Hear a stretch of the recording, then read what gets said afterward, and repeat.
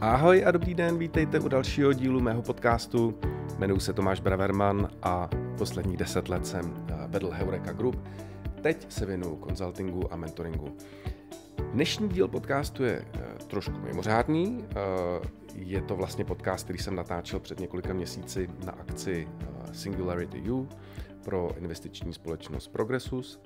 Mým hostem byl speaker, jeden z těch speakerů té konference, jmenuje se Mann a je to jeden ze zakladatelů Jihoafrického Metaverse Africarare.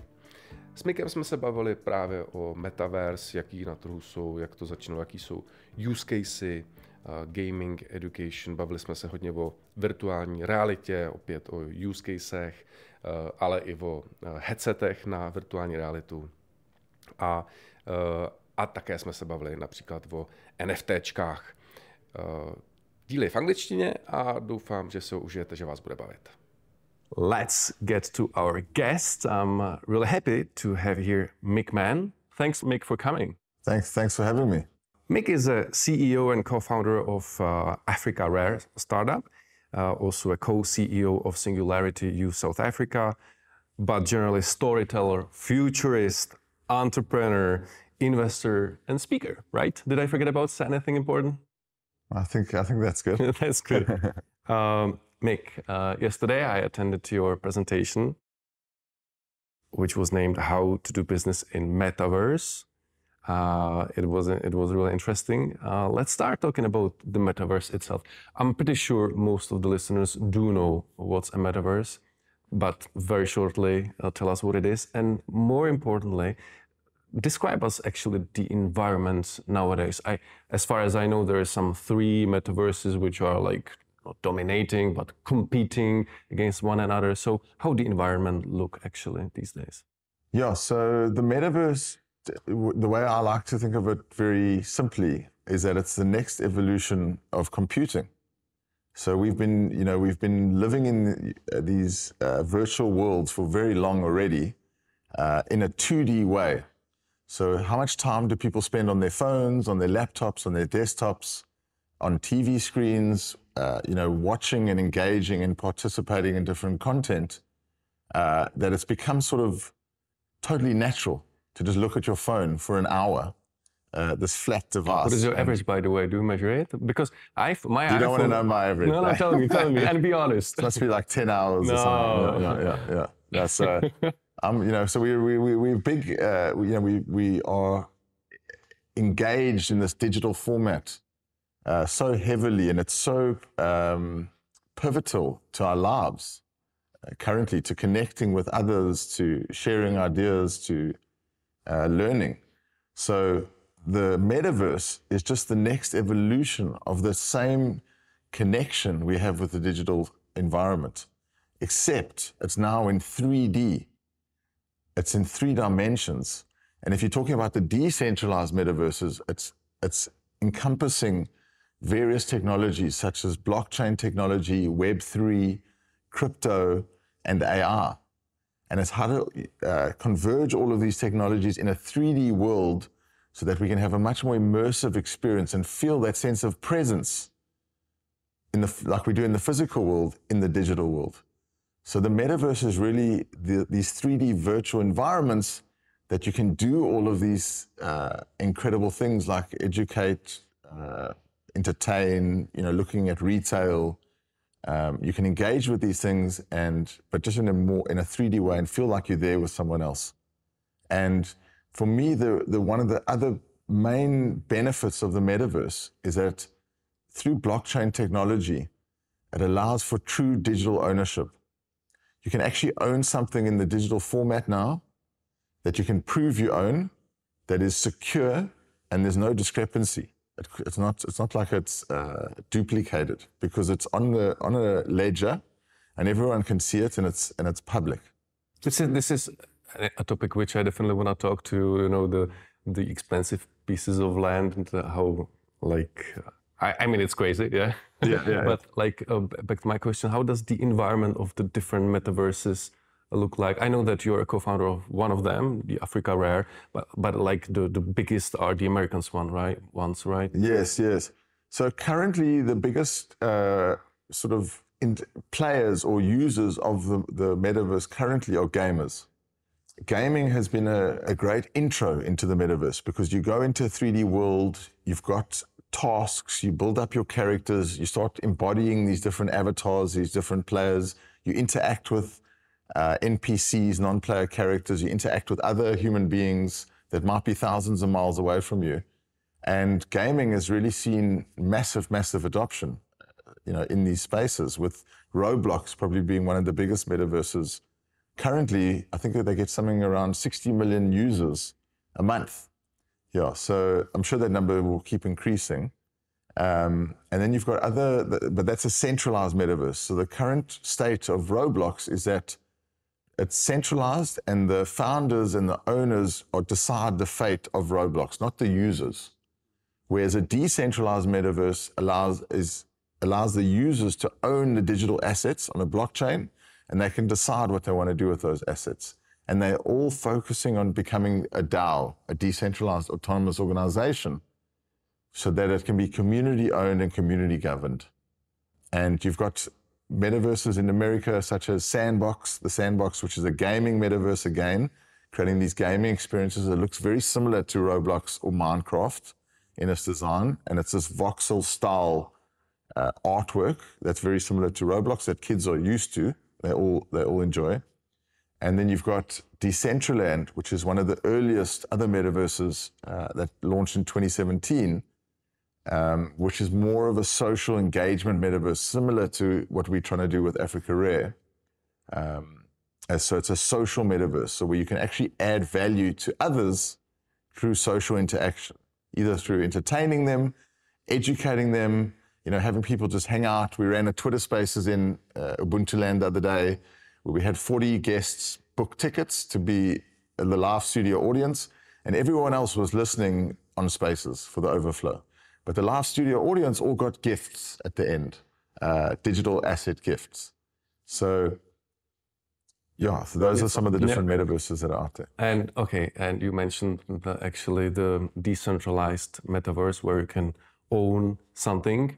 In the metaverse, it's usually a piece of a land, correct me if I'm wrong, but like that's the most common ownership position. And I was Googling it yesterday and I found out that the most expensive piece of land in one of the metaverses was worth $5 million, something like that. Crazy.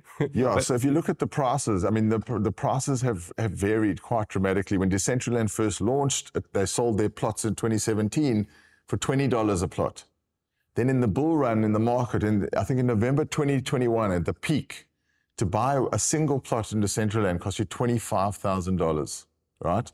And some of the other bigger plots were in the millions of dollars, in the hundreds of thousands of the millions of dollars. Same with Sandbox. To buy a single plot in Sandbox was around $15,000 to $25,000 in the peak. And even in Axie Infinity, which is another gaming metaverse, I think that sold for a couple of $1 million, some of their plots of land in their Genesis area, which is very close to their main resource center in that game.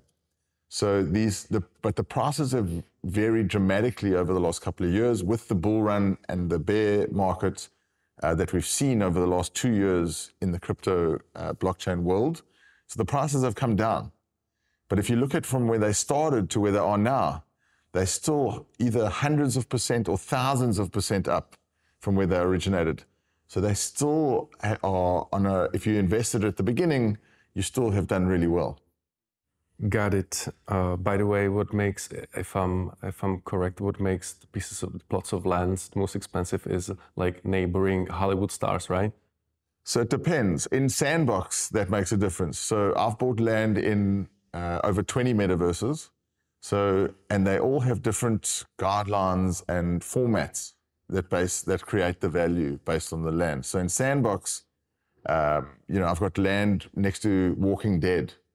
And that's, for a very big zombie community of people that love zombies. And, around... Are you a fan too? I'm a big fan, yeah. So we're busy creating a zombie game for our land in the Sandbox. Whereas there was Snoop Dogg land. And if you're into Snoop Dogg and rap music and that type of thing, then you bought land around Snoop Dogg and you become his neighbor. And I think I saw, somebody buys land for $800,000 near Snoop Dogg when they did that land sale. Whereas different metaverses have different rules depending on and different applications of what you can do with that land. So there's quite a lot of variance in the value of the land and the design. And but it's not only land that you can purchase. You can also purchase avatars. You can purchase wearables for your avatars to upgrade them so that you can identify like unique. Stuff like yeah. that. So like, I own one of Snoop Dogg's collections. He launched the Doggies in the Sandbox, which is a collection of 10,000 Snoop Dogg characters. And I happen to be lucky enough to get number 1. So I've got the number 1 out of 10,000 in his collection, right? And now when I walk around the Sandbox it's called the Dope Robot. When I walk around as the Dope Robot, people come up to me like, "Oh my gosh, it's the Dope Robots here," because they all know that's like the top in the collection. So it really matters, what you, just like in real life, how you identify yourself, how you're portraying your identity to others, and people like to flex who they are or what they become and that type of thing. It's the same in the metaverse, and you can buy wearables, avatars, land. You can buy different inventory. Maybe it's weapons in certain games, or maybe it's things to speed up your game or to give you some type of benefit. There's also digital services. You can buy NFTs that are digital services. Maybe you need to book a meeting room and you need to buy credits for the meeting room, or you want to go see a psychologist in the metaverse and have a one-on-one session. So you can buy that time with that psychologist, that hour. So it's a digital service that you're purchasing through this metaverse. So in mechanics. the end, whatever we have in this physical world will be also sooner or later available in this world, in Metaverse, right? Pretty much, yeah. We mentioned the biggest use case, which is gaming, right? What are actually the other use cases? I guess the number 1 or 2 has to be porn, right? Funnily enough, porn is probably bigger in when Second Life was one of the first metaverses that ever came out.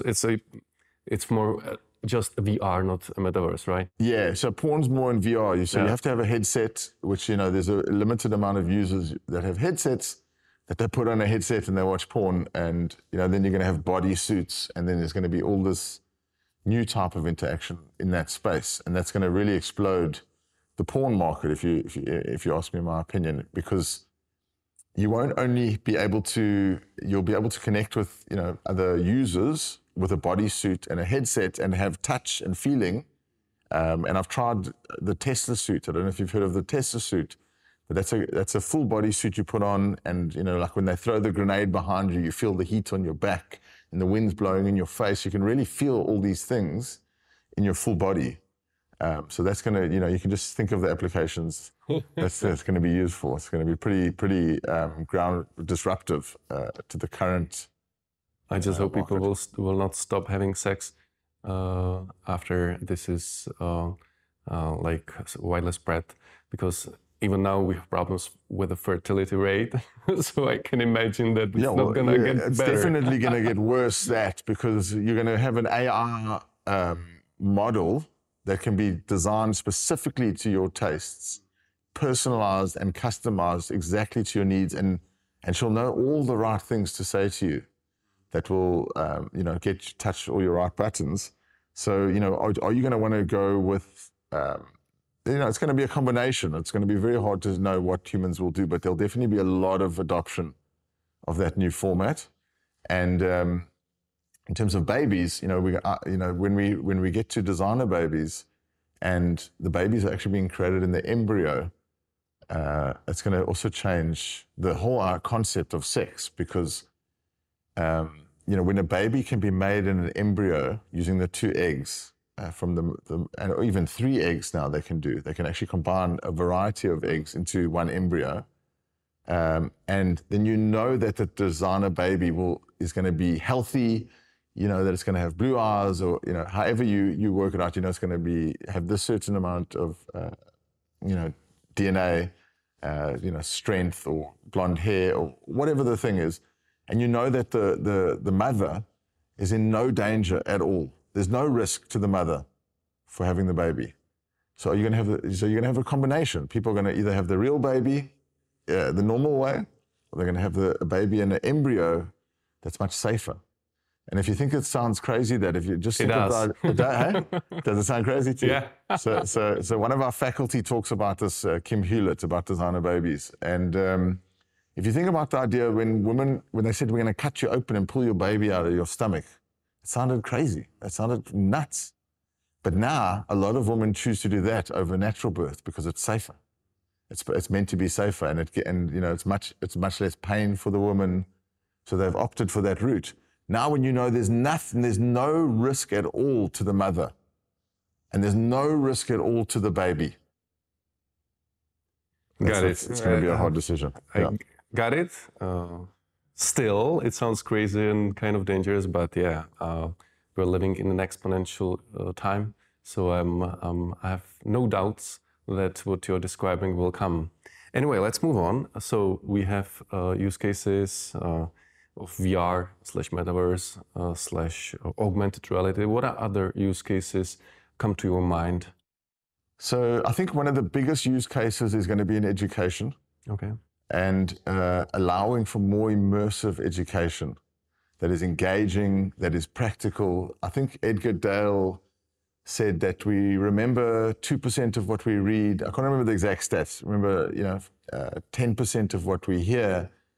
You remember a certain percentage of what we read and hear, but remember 80 to 90% of what we experience. And being in these immersive environments allows you to experience the learning in a much deeper way, which then, internalizes it, you comprehend what you've just learned. So I think education is a great use case. And we've actually just completed something with Peter Diamandis from Abundance 360 and Singularity University, where we took his live content of Abundance 360 that happens over 21 hours, over 4 days, with some amazing speakers on AI, longevity, abundance, exponentials, and moonshots, like Tony Robbins, who spoke about moonshots. And instead of that being, over 4 days, we compressed it into short learning experiences, into 90 minutes, and we made it a space adventure. So you arrive on the space station and you're an astronaut, and you get to meet with other astronauts, and there's interactive exhibits where you can learn about all of Peter's inventions and startups. And then there's a group learning session for about 15 people. You hear the content on the space station. Afterwards, there's a bit of a group discussion. So you actually are discussing and with the cohort that it comes from all around the world together. So these new people are meeting from all around the world and learning together in this unique format and totally engaged, right? And then they have this discussion. Then they get onto the space shuttle. In the space shuttle, while you're traveling to the moon, we run a quiz. So you do a quiz and then an assessment. You land on the moon and you continue learning, and then you go to Mars and you keep going through this format. And over 90 minutes, you've had this immersive learning experience where you've engaged with others, you've conversed your ideas, you've debated, and you've had an assessment. And then at the end, instead of getting a certificate, you get a digital asset certificate, so an NFT certificate that proves you've done the course and stays with you for life. Because you make it as a soul-bound token, which means that you can't transfer the NFT. So it stays with you, and you can use that as a credential for, in your career or for some type of the education use case sounds really cool because absolutely, instead of learning about the different rulers in the medieval age, instead of that, we will take the headset and experience that. And of course, like you said, this is going to be such an efficient way how to remember and know things. Yeah, you can pull up objects. You can bring up 3D objects. What does the pyramids look like? Let's pull it up in the lesson. The teacher pulls up the pyramid in the lesson as a 3D object. Everyone can look at the pyramid, and then they go inside the pyramid and start walking through the pyramid in 3D. Sounds so cool, so cool. Yeah. Another, in my view, very interesting use case is actually meetings. Yes. Recently, there was the interview of Lex Friedman with Mark Zuckerberg in the Metaverse. It was cool. I don't think it was cool for me as much as it was for Lex Friedman, because he said he said literally, I cannot explain how unbelievable and awesome it is. Yes. So, but I can imagine, because I led a company with 6 different places of offices. So we obviously, logically, we got used to the hybrid meetings, which works really well, but it would work even better if actually we would feel like we are there all physically. So I guess this is a very interesting use case, don't you think? Absolutely. I think meetings is going to be a massive use case in the very near future, actually. And what happened was, when COVID hit, a lot of people were saying, I'm never going to do a Zoom meeting. And what is this Teams? What is this Hangouts? You know, I don't want to do that. But because we had to do that, everyone got upskilled really quickly. And there was a lot of like, I can't hear you, I can't see you, people keeping their camera on when they're in the bath. Like, there was a lot of nigglies that people have worked through. But today, you can have an online meeting very easily, and it feels very natural and very comfortable, even though it is a flat format. And you don't know if anyone's looking in your eyes or where they're looking, or if they're even looking at you. They could be on another screen. So it still has that detachment and that impersonal connection. Whereas what they're doing in Meta now, they're making these Kodak avatars, which are these hyper-realistic avatars that look exactly like you and mimic your full emotion and movements. And then you can put on a headset and it's tracking all of your movements. And then you're in an environment with somebody else, having a meeting as if you were really there. What we've currently launched in Africarare now are 11 African-inspired meeting rooms. So you can meet at Victoria Falls, or you can meet in Egypt, or you can meet, at the Okavango jungle, or in Uganda.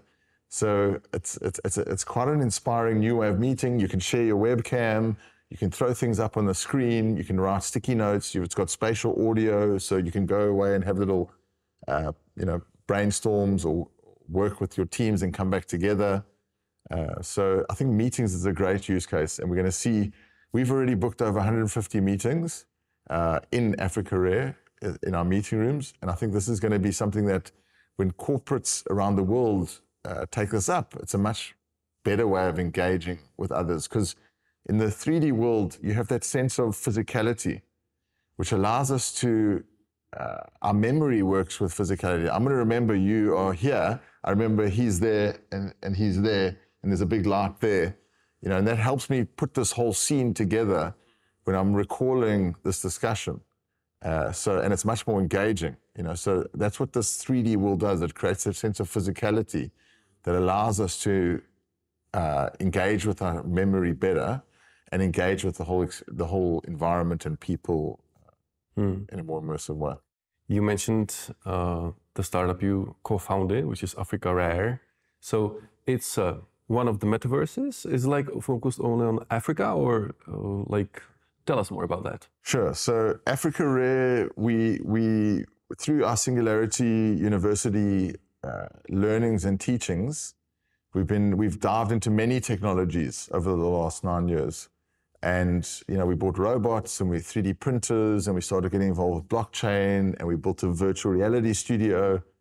And through all of that tinkering and playing, when this digital asset and NFTs started to really come into the foreground, and this technology hit prime time, where you could create these digital assets. They were built on the blockchain using these smart contracts. It was a perfect opportunity for us to converge that with virtual reality.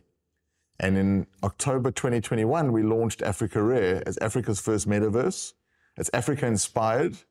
It's got a beautiful backstory about the history of humanity and creativity came out of Africa. And the land is called Ubuntu land, which means I am because we are. It's really a universal term in Africa about being together and building community. And there's a saying that says, if you want to go fast, go alone. If you want to go far, go together. So it's really this sense of let's lead in the future rather than chasing this tail of disruption, especially in Africa. And Africa is going to be home to a third of the world's children by 2030. So, or 2050. A third of the world's children. It's growing. The population is growing as immensely. Opposed to Europe, yeah. Yeah, and Tim Marshall just mentioned it's going to double in the next couple of years from 1.2 billion to 2.4 billion. So Africa is going to be a very, very important continent with many, many people that are very capable, but they just need the access, the education, and the empowerment to really engage with these technologies. But Africarare is powered by AR and mixed reality. We've brought a lot of artificial intelligence to help accelerate the development of Africarare. And, it's Africa inspired, but just like we worked with Peter Diamandis and we built out a space station on his land, on his experience, so we can do the same for all other countries. And we've got landowners that come from Geneva or from Spain. So people are buying from all around the world and engaging with us. And but we do have a very strong African heritage, and we are focusing on uplifting the people of the continent of Africa. We didn't mention that you're actually from South Africa. And right? I'm from South Africa, so I've got a big love for South Africa and for Africa. Yeah. That sounds cool. By the way, is it a good business? Does it seem to be a good business? It's a fantastic business, yeah. What is the most expensive piece of land you managed to sell? The most expensive piece of land, I don't think I can reveal that. You can. Huh? Nobody will listen to it. That's a few $100,000. Okay. Let's just say that. Nice. Yeah. Nice. You said you're AI powered. That reminds me of one of the kind of problems. We've got 36 landowners in Ubuntu land, B2B, B2C landowners. How many? About 36 brands. Okay. And then we've got about over 200 individual landowners.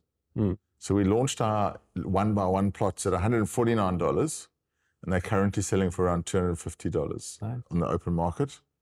And then we've got some very big landowners that are building out the experiences. Well, who knows the metaverses knows that actually the graphics is still kind of crappy, which as far as I know has to do with really demanding computing, because it's completely different to compute reality where there is thousands of people at the same time in real time. So that is why the graphics is so poor. Do you think it's an obstacle, or do you think it will be figured out how and when and so on? No, absolutely. So if you think about the way it works, is that when a user logs into the metaverse, they're logging on their own device. So now the compute power is pulling off that device, if it's a mobile or a laptop or a headset, right? And obviously in the headset, it's designed specifically for the application, whereas on a phone, it's got a lot less compute power. So when you have a certain amount of people in an experience, it's all weighs on the weight of the polygons in the scene, right? So the actual amount of data in the scene, and devices just can't handle the performance unless it's a headset or something. So the best graphics are in the headsets at the moment, but on the laptop and the phone, if you want users to access it, you have to bring down the polygons, which are the little triangles that make up the objects in the scene. So you have to bring those down, and the materials and all types of different, and the lighting, so you have to bring all of that down so it will work on a phone or to work on a laptop. So at the moment, that is still evolving, but it's gonna as we come out with all these new devices and these new headsets, the Quest 3 is coming out from Facebook, so that it just keeps getting better and better and better. And I would say that the graphics at the moment are the worst they're ever going to be. And as soon as they become more like the Kodak Meta characters and the hyper-realistic renderings, that's when VR disrupts reality. And we have a complete shift on what it means to be in person or what it means to be in the virtual environments. Because if we like this, I could even come to the summit from South Africa and do my talk and then go put down my headset and carry on with the rest of my day in South Africa. And people wouldn't know, because the resolution is so good, it wouldn't matter to them. It doesn't make a difference. It looks completely real. So it's definitely coming. It's just a process of time and hardware and software and tooling to catch up. Can't wait for that. You mentioned Quest 3, which is a new device by Meta, right? Mark Zuckerberg was heavily promoting in the podcast with Lex Freeman. Yes. What devices have you tried? What devices would you recommend?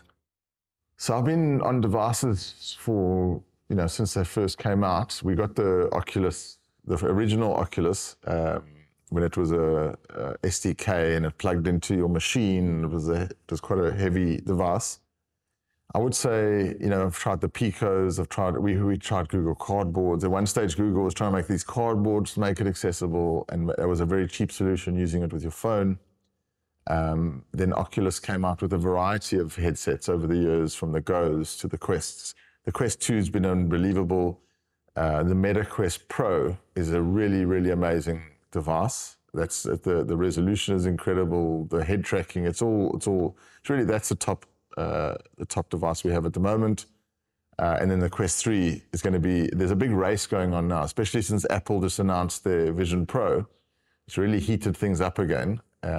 I think what happened was Meta came out with all this noise last year, over a year ago. They came out with this noise about the Metaverse, and he made this incredible video, this vision of the future, and people thought that was now. And the media had a field day with him and lambasted Meta quite intensely. So that really hurt the entire Metaverse industry, especially with Meta changing its name to Meta, and then Meta getting all of the slack from the media.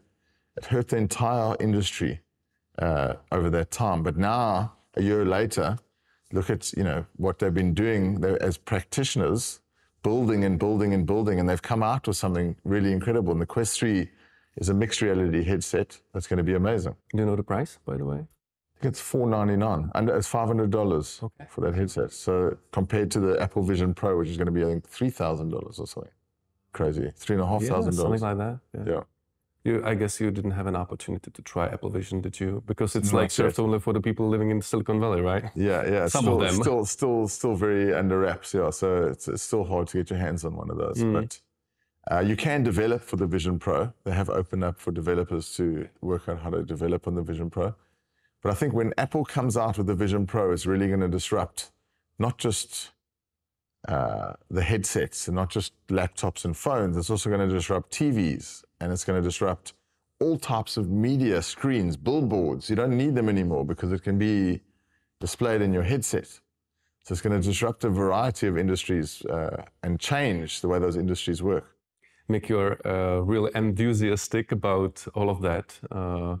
I believe you every single word. But the truth be told, there is a kind of a slowdown of this old world. You mentioned the time when Facebook renamed themselves to Meta. It was a big hype of VR and metaverses. But now, since AI came and since, the crisis and less money in the economy due to the interest rates and so on, there seems to be a downturn of the whole, area. So I guess you believe it will come back? Yeah. So, the downturn, I believe we're at the end of the downturn. It's been a downturn for quite a long time already. It's been a downturn since, I would say, March 2021. So that's already a year and a half or even longer that it's been hitting this downturn. And if you're looking at the current state, like with Mark coming out with this new Kodak avatars, with the Vision Pro coming, it's ready for prime time again, the Metaverse. And I think everyone's been building in this quiet winter that we've been going through. And it's definitely going to come back. AI, and AI is just enabling for it to come back, because AI, the amazing thing about AI is that it's based on data. The more data you can put in, the better the AI can work. And that data is centralized. So it's centralized data. It works off a centralized system, AI. Whereas blockchain technology works off a decentralized system and is all based on trust and privacy and transparency, right?